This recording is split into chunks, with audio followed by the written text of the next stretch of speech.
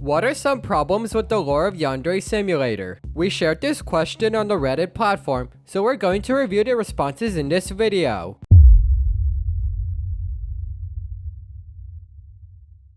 One of the more common complaints about the lore of Yandere Simulator has to do with the Aishi Curse. In general, fans of Yandere Simulator have criticized the Aishi Curse as being exaggerated and unnecessary to the game's overall story. For example, Reddit user Machias08 stated, "I actually like it when games have extensive lore past the surface level, but Yandere Simulator's lore is an example of how not to do it. For one example, the Aishi family suffering a generational curse. It really just doesn't make any sense to me, and it's not helped by the fact that there is zero explanation for this curse even existing in the first place. Did it just happen out of nowhere? Did one of Ayano's ancestors perform a ritual that went wrong, and that's how the bloodline got cursed? When you actually think about it, there are a couple of plot holes relating to the Aishi Curse. As Machias08 said, it's never explained where the Aishi Curse even came from. We do know when the first Aishi got the curse, but it hasn't been explained how she got it. Another criticism of the Aishi Curse is how it adds, quote, unnecessary lore to Ayano's character. To this end, Reddit user FR Street wrote, the supernatural stuff, even down to the Aishi family curse. Too much explanation for a basic concept idea. Just let her be a yandere and let the world breathe a little without stuffing it full of random lore no one asked for. One could argue that Ayano does not need the Aishi Curse existing to explain why she is the way she is. After all, the basic premise of Yandere Simulator is a schoolgirl killing people to get with the person she desires. Lore is not really needed to make this idea work. Users have proposed solutions to this problem, however. Reddit user Chilling Somber wrote, I think the Aishi Curse could work. Instead of actually making it an actual curse, just turn it into a self-fulfilling prophecy. Due to the curse being so ingrained in the Aishi bloodline, they fooled themselves into following their supposed fate. Sure, this isn't going to fix the story, but it'll at least give a plausible explanation. This is a good point. If you want the concept of the Aishi Curse to work, one could change it from being a curse into a, quote, self-fulfilling prophecy. This will give the characters a reason to always do the same thing generation after generation, as they have convinced themselves to do this out of necessity.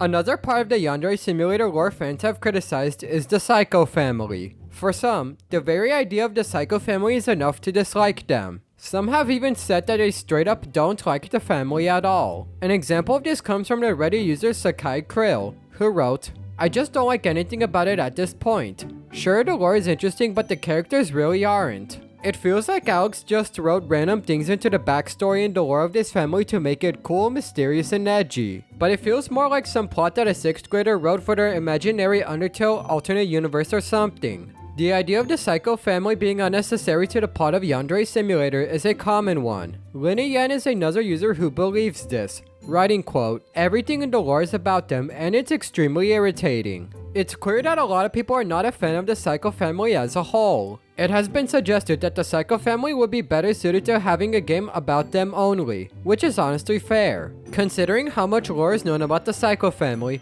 a game dedicated to just them would make a lot of sense.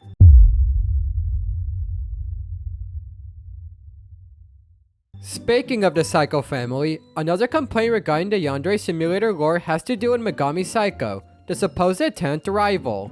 A majority of complaints regarding Megami are about her being, quote, too perfect and flawless. This is very understandable, as this both makes her unlikable and unrealistic. In a post dedicated to Megami's flaws, user FormerLaugh269 writes, she just feels insanely overpowered compared to everyone else. Now of course we only have 2 of the 2020X rivals, but she already seems leagues above Osana with her bodyguard, and Amai mostly surrounded by the cooking club. And then Megami is just this unkillable invincible goddess, which yes fits her stupid translated name, but makes her seem extremely unfun. Everything mentioned previously has also led to Megami being seen as an impossible final boss. Reddit user Floresita Sonic has spoken about this, stating, quote, Megami should just be replaced in general. She sounds like a pain in the ass rather than a fun and challenging final boss. The amount of lore known about her adds to this, but we'll discuss that later. If changes were made to Megami's character, I feel like fans would receive her a lot better.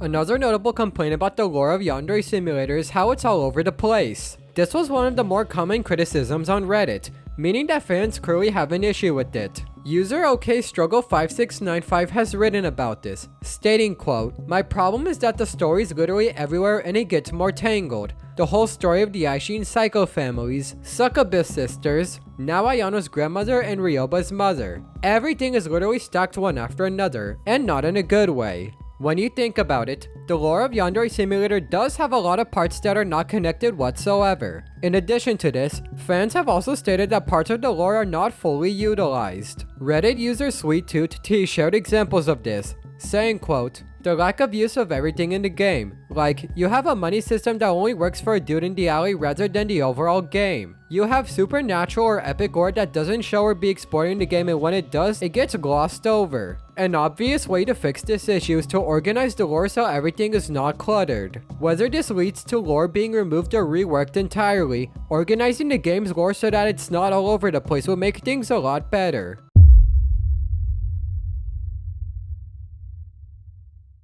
This criticism was one that I actually found pretty interesting. Reddit user Sky the Weird Idiot replied to our post commenting, quote, "I feel like Yandere devs should either give lore to every character or none at all and focus on the schoolgirl murdering to get her crush aspect of the game. I see a lot of people saying that there's so much unneeded lore in the game, but to be fair, it is his game and he can do what he wants with it. But my main issue is how some characters are way more developed than others. If there's going to be character lore, then develop lore for everyone, not just random characters." What Sky is essentially saying is that the amount of lore between the characters is imbalanced.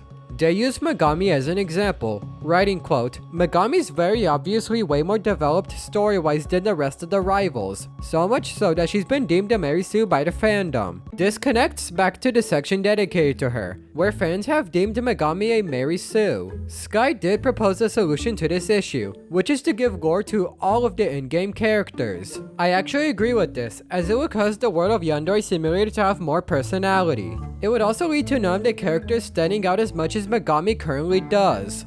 They wrote, "If all of the rivals had some extremely developed lore like Megami, and Megami's lore and planned gameplay style was toned down a bit, I feel like she wouldn't be called a Mary Sue anymore." If Sky's solution to this problem was implemented, it would likely lead to fans no longer calling Megami a Mary Sue.